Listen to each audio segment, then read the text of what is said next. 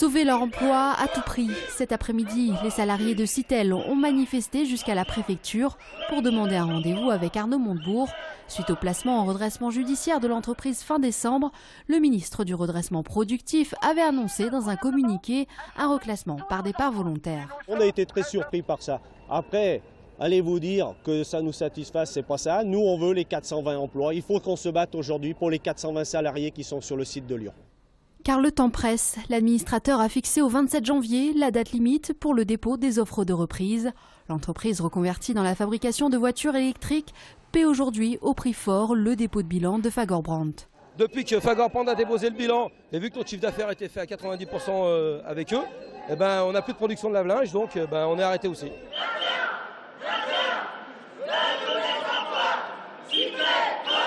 On a des produits clean tech, donc qui sont dans l'air du temps. Lyon a été élu pour la mobilité électrique, il a eu un diplôme. Ça serait quand même incroyable qu'une boîte comme nous, qui sommes à 1 km de la mairie de Lyon, dépose le bilan et ferme, quoi. En attendant, la direction de Citel a décidé de prolonger la période de chômage partiel au moins jusqu'au 17 janvier. Sur le fond, je suis extrêmement serein.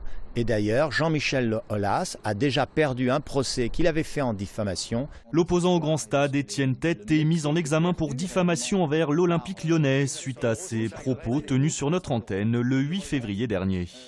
Le cumul des pertes de l'OL depuis 3 ans représente à peu près ce qu'il a fait, ce qu'il a obtenu dans l'augmentation de capital. Donc les difficultés économiques, elles sont, j'allais dire, connues. Donc en fait, on prête de l'argent à quelqu'un qui n'est pas solvable. Également candidat pour Europe Écologie Les Verts aux prochaines élections municipales à Lyon, l'avocat de profession regrette qu'une fois de plus, politique et judiciaire se retrouvent mêlés à moins de 3 mois du premier tour. Je crois que ça donne à Gérard Collomb et à Jean-Michel Aulas l'image de personnes qui veulent régler des comptes politiques par l'intermédiaire de la justice, et ce n'est pas une bonne méthode. Contacté, Jean-Michel Aulas n'a pas souhaité faire de commentaires, mais rappelle dans un communiqué qu'OL Group a déjà obtenu la condamnation d'Étienne Tête le 16 mars 2012 pour dénonciation calomnieuse. Salut mes concurrents. Comment ça va?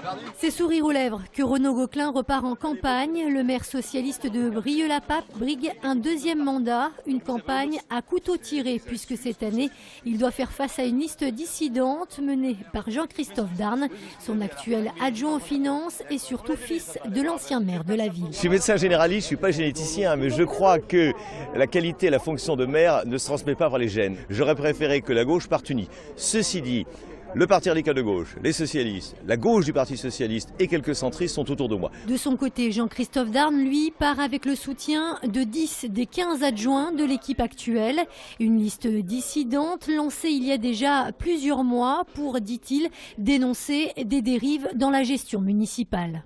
Des dérives qui sont de nature clientéliste sur la gestion des dossiers.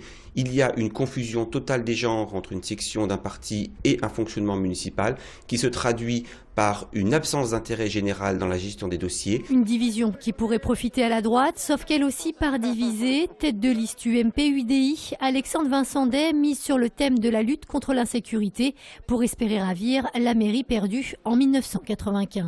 Brieux-la-Pape détient malheureusement le triste record de la hausse d'insécurité entre 2001 et 2012 avec 162% de hausse d'insécurité.